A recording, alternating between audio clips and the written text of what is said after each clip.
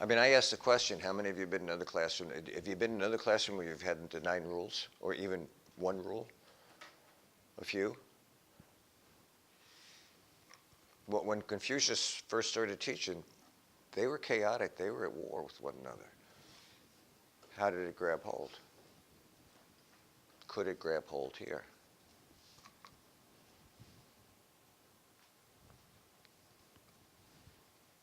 You have to participate with me today.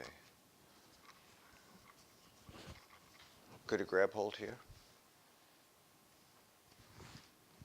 Why not? The concept of Confucianism would not grab hold here because it is something that requires the self-interested to not become self-interested. To one another, or to give honor, or to respect one person is in a higher position than you are. That is not something that is commonly placed here in American culture. Therefore, I believe it would be impossible to do here as a collective. How many of you, I appreciate that. How many of you get caught up in fads and you do what the fad, usually clothing fads, but you know, shut up. Sup? I mean, all generations get caught up in a fad.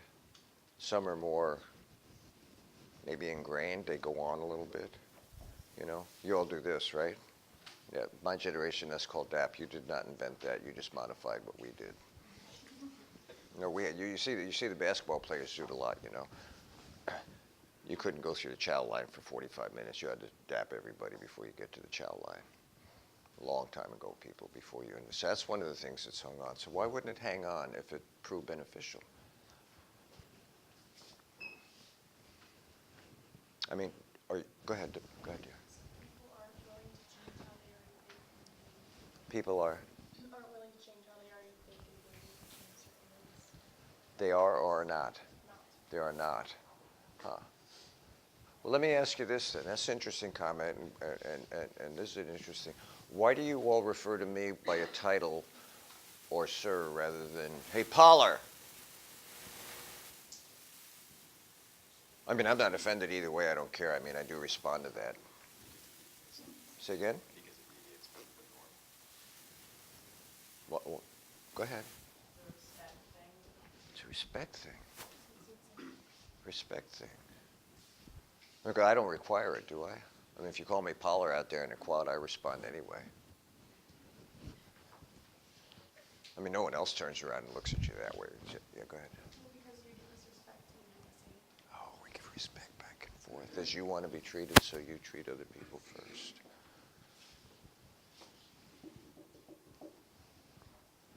I wonder if we don't have a little bit of Confucianism here. We just don't call it by that because this seems to put us in a box and give us way too much regulation, and we have too much freedom, or we think we do. I oftentimes wonder how much freedom we really have. You know, and the group goes this way and you really want to go that way. That's the way the group's going. How many of you ever resisted the group and gone your own way? And then lived like that? I was driving out to California and I realized when I got to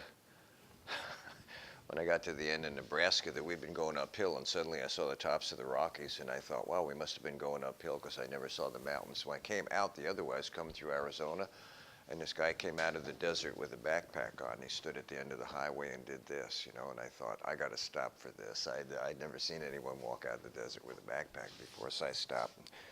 I said, you need a ride? And he says, if you're willing to give me a ride. And I said, what are you doing out in the wilderness? He says, I just thought I'd go out there. I've been camping out there. I said, I don't even know how long I've been going out there.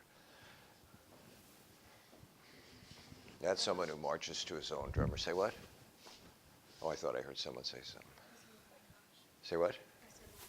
Oh my gosh, can you imagine that? Just, you know, I wouldn't do that because it gets cold at night and your body is still 98.6 if you guard your temperature, and the snakes love to sleep next to you because they're cold-blooded and they need heat.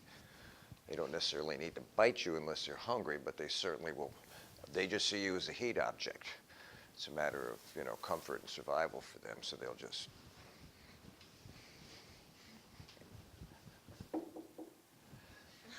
See if I can come in. So you have Ren, benevolence, you have Li, you have Chao, and you have Yi. Rightness of morals and morality, what's an appropriate or fitting thing to do in a given situation. It has aesthetic, political, social, religious implications as well as moral ones. They also emphasize aesthetics, which is value in things. You know, in my office I have bonsai trees. You ever see the commercials where people are doing these little? I'm not at that point yet. It's like, no, I don't care about the little leaf, but I do care about the overall flow of it, you know, so I do something. One of them needs a haircut right now. We'll do that over the weekend, you know. Seeing the value in things and entering into that value. You are then the valued person. And when you do that, see, it's not like you're giving the plant a haircut. The plant, you guys probably don't talk to your plants, do you? Yeah. They're homies, man. They I had a friend show up at my apartment one day, not this one, this is too long ago to tell you how long ago, but I had plants hanging from the ceiling everywhere. And he walks in, and it's like 11 at night, and he's exhausted. He's just driven like 5 hours, and he's exhausted. He walks in, we sit down in the living room, and about 20 minutes later he goes, wow, I just got an oxygen buzz. I said, yeah, I bet you did. Oh, I'm sorry, that went right over your head. And finally, education, and he can never overemphasize education. People need to be taught. If you're in my ethics class, we always put a box up on the front. As soon as you pop out of the oven, you're educated in the values of the society that you're in. You learn them through osmosis. Education is the key to growth and development. So within this, then, there's two important concepts you're going to see. One is called Tao. It can be T-A-O or D-A-O. It's always known as the way. One of the examples I think I gave you Tuesday, life is like a river flowing. The Tao is the sum total of truth in the universe and humanity, applies to the individual as well as to the state. The way is also said to be someone's way. The way then is a highly emotive word that comes very close to the term truth as found in philosophical and religious writings of the West. What is the way? Well, the Buddha said you need to find your own way, and then he gave us the Eightfold Noble Path. He didn't give us a formula, he didn't give us a blueprint. He said you need to find your own way, but there is a way. You're all on the way, whether you know the way or not. The other thing you need to know is called te, or virtue.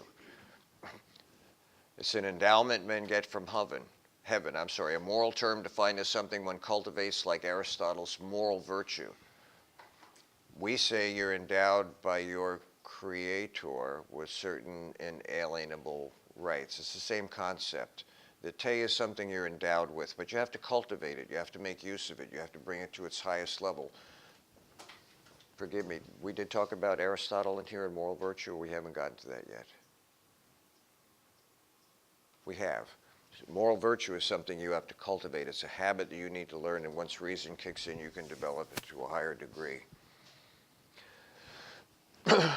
Benevolence is at the heart of the change. Benevolence is something, the achievement in which is totally dependent upon our own efforts. It builds moral character. For Confucius, the only purpose a person has is to become as good a person as possible. It is something that has to be pursued for its own sake and with complete indifference to success or failure. If you're going to be a good person, you do it because it's the right thing to do. It's not that there's a reward that you're going to get at the end of it. Since in being moral, one can neither be assured of reward nor guaranteed a success, morality must be pursued for its own sake. And so this is what builds the character of a man. Now there's 4 parts to the character. I want to go over just this one. It's the gentleman. It's called Chun Tzu. You will see some of these words, people, on your quiz. It's important that you know this. This is different than Buddhism. Buddhism, the only word you need to know is dukkha, which is suffering. You're going to have to know these words for your quiz. Someone who possesses the ideal moral character. This is someone who walks in Ren. This is someone who understands loyalty, who understands the traditions, who understands the moral and ethical life. This is the gentleman or the Chun Tzu. Benevolence is at the heart of the quality of this person. But this has 2 components to it. If you're going to be the gentleman, if you're going to attain to the highest moral character, you need to learn to do 2 things. One is shu. Do not impose on others what you yourself don't desire. So you can't hold people in bondage to what you think is best for them. My kids will regularly call me and ask my opinion, and I'll say, what I would do is this, because my opinion is worth nothing. What do I mean by that? It means I don't put a value on it. You don't owe me anything. Now, if you decide to take the opinion and appropriate it to yourself, remember we talked about that with the rights, then you own it. It becomes yours. So shu means if you need help, I'll give you help, but you don't owe me anything for it. You have to live your own life. I cannot impose it on you. Okay? And the second one, shong, requires doing what has been discovered as the needs of others. So when India won its independence, it's split into three sections, really. The center part was Hindu, was what we call India, and then the two outer parts were Islamic, we called East and West Pakistan. And they're at odds with each other religiously. Gandhi made friends with a Muslim who was in Pakistan, where he lived. And the Pakistani asked him, he said, if something ever happens to me, would you please promise to raise my children for me? And Gandhi said, of course, they were friends. Well, a Hindu who heard that, when Gandhi was separated from this man, said, well, you certainly raised them to be good Hindus. And Gandhi said, no, he was a Muslim, and he would raise his children to be Muslims, so I will raise his children to be Muslims as well. Doing what has been discovered as the needs of others. So shong is taking into account what the needs of other people are and doing that in your relationship with them, not imposing your values, but respecting their values, even to the point of raising their children the same way. Benevolence, then, again, is at the heart. This is rooted in family relationships. Social order is established through good relationships at home. Self-interest, being moral, has nothing to do with self-interest. It has to do with doing the right thing for the right reason. Okay? That conflicts with us. We are self-interested. It's just the way we're raised. It's part of libertarian philosophy. Any questions for me about this? Probably the hardest part of half of this test is this Chinese language. You're going to be tested on the language. Just like when you had to learn the language of logic, and you did that well. Okay? So if you learn the language of Confucianism, you have to understand the process that Buddhism talks about, the metaphysics, the epistemology, and the ethics. Again, I don't see why you shouldn't get 100 on this quiz. Any questions for me? Don't forget on the 24th, you owe me your first essay. Okay, 750 to 1,000 words. Oh, I thought, is it the 17th? I'll check on it and we'll talk about it Tuesday. Okay, thank you. You can move it to the 24th. The rules, Not be mad. the rules are the rules. You can change the rules. You made them. Exactly. You mean I have power? You have the power. All power. Up.